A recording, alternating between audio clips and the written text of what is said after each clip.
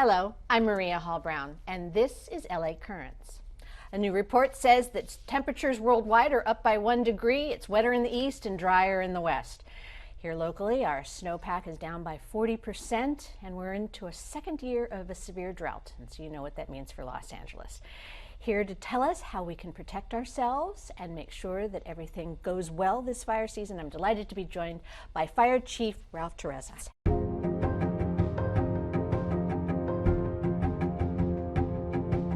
The threat of fires here in SoCal. How bad is it really? Well, Maria, I wish I had some good news. It's going to be bad. It's been bad the last few years, and it's due to three main reasons primarily. It's the drought, which you just mentioned, it's climate change, and the third reason is people are moving into the wildland-urban interface. So last year in the state of California, over 4 million acres were burned, which was double the previous record. So we're anticipating another busy year. And from what I understand, fire season has always been X amount of time, and now it's longer. That's correct. The height of our brush season is usually September to, I'd say, January. That's when the Santa Ana winds are most common. But it has become a year-round threat.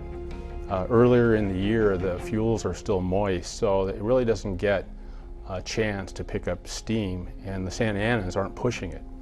So we count on putting it out with our initial action engine companies, and usually we do. It's when the Santa Anas kick in and it's been dry and we haven't had rain for a long time, it rapidly spreads, then becomes a real challenge.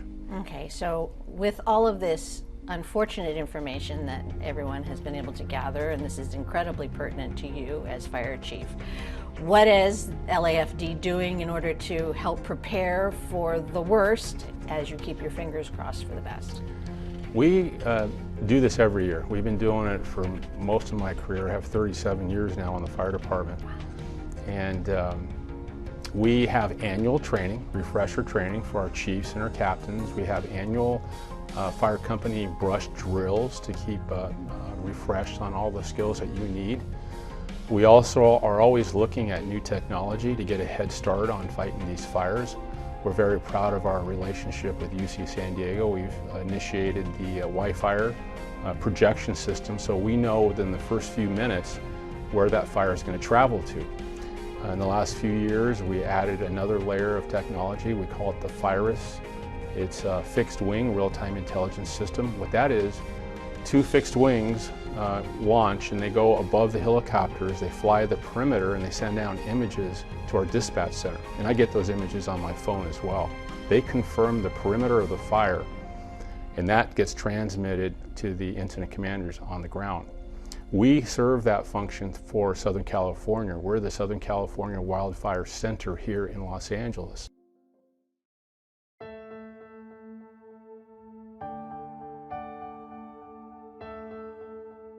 This year, we're going to have a greater number of cameras, the alert wildfire cameras. We have cameras throughout the Hollywood Hills and the Palisades and all other brush areas of the city.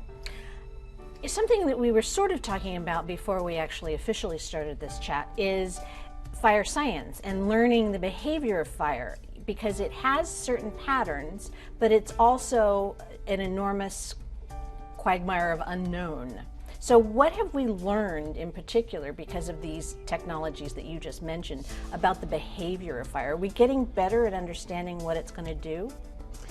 I think we are. The Wi-Fi utilizes real-time weather information, known fire corridors, and it creates a projection. UC San Diego is a supercomputer center on the West Coast. So they can run through all these algorithms and they shoot out a projection that gets sent to us at our dispatch center. Then literally, I can take a picture of the projection and then text it to all our field commanders. I also text it to the mayor and then whoever's council district that fire is in. So to answer your question, we have gotten better. Before, it was somebody's expertise who happened to be working that day who would calculate what are the probabilities of this path of the fire. Now we have a consistent computer model that does it every day. Wow. Well, you can't protect people alone. You need actually to have those that are homeowners or just, citizenry itself be aware and prepared. So what are you hoping that homeowners will do prior to this fire season, both, in LA City proper and then just as these areas that you are talking about expand? The people that live in the brush areas are our partners in fire protection from a brush fire. Right. First of all, they need to clear their brush, 200 feet minimum. That's the first thing we need our people to do. The second thing is to have an escape plan for your family. You never know where the brush fire is coming from, so have 2 ways to evacuate if you had to. And number 3, I would sign up for alerts through the LAFD.org software, the LAFD.org website. Mm-hmm. And you can sign up for Notify LA by texting 888-777. And if in fact the worst happens and there is a fire, I imagine that the most important thing is you want people to do as they have been requested. Please evacuate when they're told, please move your cars, because they can make it a lot worse if they don't, correct? Absolutely. We also have a red flag no parking program. We implemented this after the Oakland Hills fire around the year 2000 because people were evacuating from their homes and clogging the streets.